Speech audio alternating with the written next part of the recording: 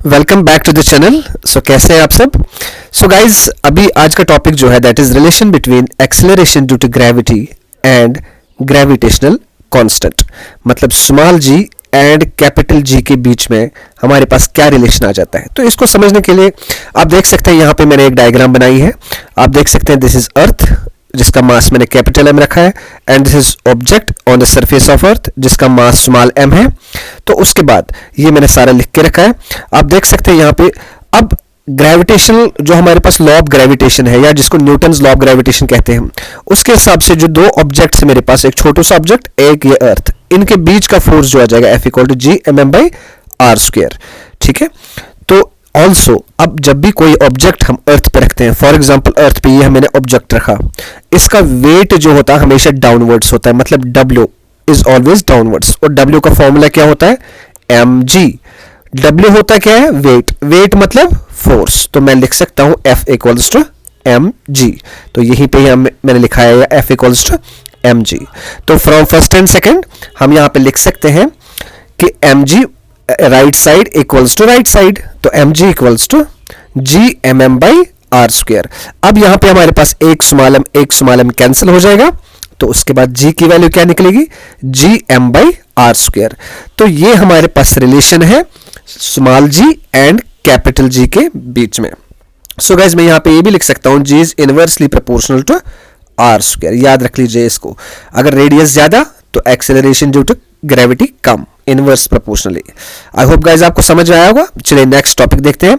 Variation of acceleration due to gravity with height, with depth, rotation of earth, shape of earth, क्या क्या फर्क पड़ता है acceleration due to gravity पे, वो एक एक करके हम समझ लेंगे।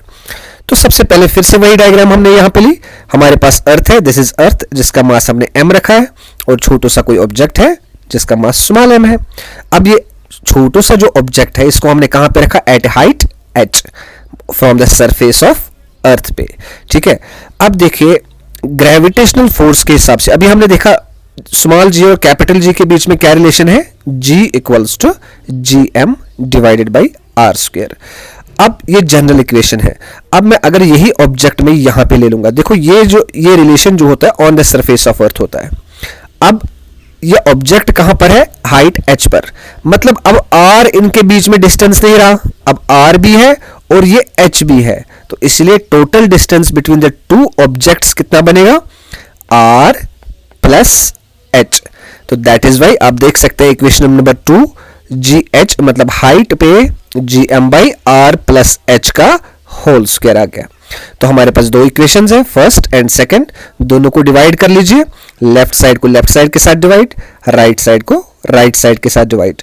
तो जी एच बाई जी आ जाएगा। तो देयरफॉर हमारे पास यहाँ पे जो वैल्यू है हम यहाँ पे वैल्यू लिख सकते हैं G M by R plus H का whole square divided by G M by R square. तो यहाँ पे हमारे पास जी एम और जी एम कैंसिल हो जाएगा, ये आर स्क्वायर जो ऊपर चला जाएगा ये नीचे आएगा। तो सिंपल मैथमेटिक्स है ये, R square by R plus H का होल स्क्वायर। अब आप यहाँ पे देख सकते हैं मैंने यहाँ पे ऊपर आर स्क्वायर कॉमन निकाला, आई मीन आर स्क्वायर तो ऐसे ही रखा है, नीचे कॉमन निकाला है मैंने। तो अंदर क्या बचेगा, 1 प्लस एच बाई आर का whole square. R square gets cancelled out, तो बचेगा क्या, 1 प्लस एच बाई आर का होल स्क्वायर। नीचे पॉजिटिव है, ऊपर जाके ये क्या बन जाएगा, नेगेटिव। ठीक है, -2। अब आपने एक फॉर्मूला पढ़ा होगा मैथमेटिकल टूल्स में कि हमारे पास बाइनोमियल थ्योरम का एक फॉर्मूला होता है 1 plus X to the power n equals to 1 plus N X. मतलब जो पावर होती है वो यहां पे आ जाती है x के कोफिशिएंट में। इसी तरह सेम हम यहां पे लिख सकते हैं कि जो पावर है -2 वो यहां पे आ जाएगी कोफिशिएंट में, तो वो बन जाएगा -2h divided by R. So I hope guys आपको ये पूरा का पूरा समझ में आया। आपको नोट्स चाहिए होंगे, सेम तरह के नोट्स चाहिए होंगे तो प्लीज आप कमेंट कीजिएगा, मैं आपको पीडीएफ के फॉर्म में नोट्स प्रोवाइड कर लूंगा। चलिए नेक्स्ट देखते हैं हम। तो अब हम यहाँ पे देख सकते हैं कि जैसे मैंने हाइट पे, जितना ज्यादा हाइट पे जाऊंगा मैं उतना ज्यादा जी की वैल्यू डिक्रीज होती जाएगी। ठीक है। नेक्स्ट, सो विद डेप्थ, अगर हम अर्थ के अंदर जाते हैं, अभी हम उस पहले क्या कर रहे थे, अर्थ से ऊपर जा रहे थे हाइट में, अभी हम अंदर जा रहे हैं, अर्थ के नीचे जा रहे हैं। ठीक है। तो फिर से वही ऑब्जेक्ट, स्मॉल ऑब्जेक्ट जिसका मास छोटा सा एम लिया हमने, और अर्थ का मास कैपिटल एम। ठीक है। एंड ये रेडियस है आर। अब जो ऑब्जेक्ट है कहां पे रखा है, डी डिस्टेंस पे, मतलब डेप्थ डी पे रखा है मैंने। तो हम जानते हैं अर्थ का वॉल्यूम क्या होता है। वॉल्यूम मतलब अर्थ स्फेरिकल शेप में होती है, तो स्फेयर का वॉल्यूम क्या होता है 4/3 पाई आर क्यूब। अब देखिए डेंसिटी का फॉर्मूला क्या होता है, मास पर यूनिट वॉल्यूम। अगर डेंसिटी का फॉर्मूला होता है मास पर यूनिट वॉल्यूम, तो देयरफॉर यहां पे क्रॉस मल्टीप्लिकेशन कीजिए, m की वैल्यू आ जाएगी रो इंटू वी, तो m की वैल्यू आएगी रो, तो ऐसे रहेगा, और वॉल्यूम का फॉर्मूला 4/3 पाई आर क्यूब। तो अब हम जानते हैं कि अभी हम थोड़ी देर पहले देख चुके थे G equals to G M by R square होता है, तो G equals to G by R square, तो ऐसे रख लीजिएगा इसको। तो यहां m की वैल्यू पुट करते हैं, ये वाली वैल्यू, ठीक है। तो यहां पे आएगी रो 4/3 पाई आर क्यूब। तो यहां आप देख सकते हैं यहां पे कैंसिलेशन हो जाएगी, कैंसिलेशन हो जाएगी, आर स्क्वायर कैंसिल हो जाएगा, बचेगा एक आर, तो वो बाकी सारा इक्वेशन मैंने यहां पे लिख दिया है। अब इसको फर्स्ट रख लीजिए।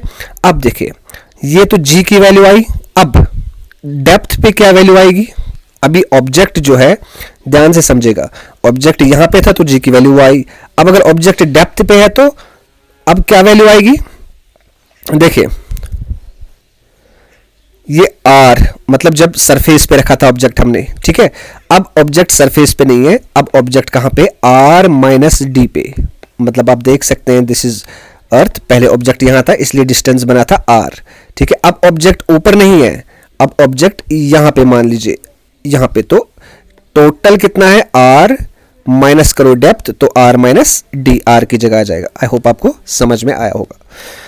तो यहां पे देख सकते हैं रो तो सेम ही रहेगा, तो फ्रॉम फर्स्ट एंड सेकंड आप देख सकते हैं G D by G equals to R minus D by R, मतलब राइट साइड की को डिवाइड करना है और लेफ्ट साइड को डिवाइड करना है, तो उसके बाद G इधर चला जाएगा, तो G D equals to R minus D अपन आर। अब यहाँ पे मैंने 1 माइनस डी अपन आर कैसे लिखा, बेसिकली यहाँ पे अगर आप R को कॉमन निकाल लीजिएगा 1 माइनस डी बाई आर बचेगा, और डिवाइड में तो R है ही, R कैंसिल हो जाएगा, तो देयरफॉर बचा 1 माइनस डी बाई आर। तो हम इससे भी कंक्लूड कर सकते हैं कि अगर हम अर्थ के अंदर जा रहे हैं, नीचे जा रहे हैं, तो इसका मतलब ये हुआ G की वैल्यू जो है वो भी डिक्रीज करती रहती है, चाहे आप ऊपर जाए हवा में, चाहे आप अंदर जाए, तो G की वैल्यू डिक्रीज करती रहती है अप टू कहां तक, सेंटर ऑफ द अर्थ तक। सेंटर ऑफ द अर्थ पर मतलब D की वैल्यू जो होगी हमारे पास R होगी, तो जब D की वैल्यू R होगी तो इसकी वैल्यू यहां पुट कर दीजिए, D की जगह R पुट कर सकते हैं, तो R कैंसिल हो जाएगा, तो 1 माइनस 1 क्या बचेगा 0, तो इसका मतलब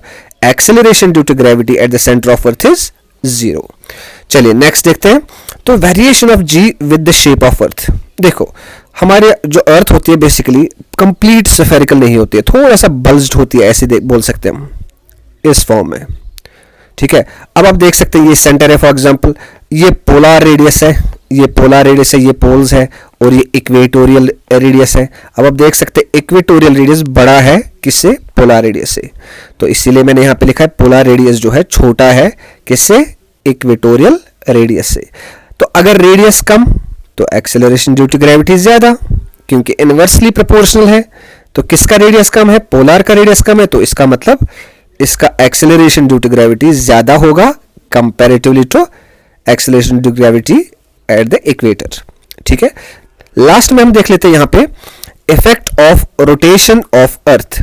अब हमारे पास एक फॉर्मूला होता है G dash equal to G minus omega square R cos square lambda. अब पोल्स पे लैम्बडा की वैल्यू 90 होती है और इक्वेटर पे लैम्बडा की वैल्यू 0 होती है। जब लैम्बडा की वैल्यू 90 पुट करेंगे यहाँ पे, कॉस 90 क्या होता है 0, तो इसका मतलब यहाँ सिर्फ G बचेगा, बिकॉज ये सारा का सारा 0 हो जाएगा, तो G dash equal to G, मतलब कोई फर्क नहीं पड़ेगा इस पे। बट अगर हम बात करेंगे इक्वेटर की, इक्वेटर पे लैम्बडा की वैल्यू 0 होती है, तो देयरफॉर G डैश की वैल्यू है G minus omega square R, because cos of 0 degree क्या होता है 1, तो इसका मतलब ये मैक्सिमम होता है। सो गाइज आई होप आपको अच्छे से समझ में आया होगा। चलिए उसके बाद नेक्स्ट देखते हैं हम ग्रेविटेशनल फील्ड। Thank you.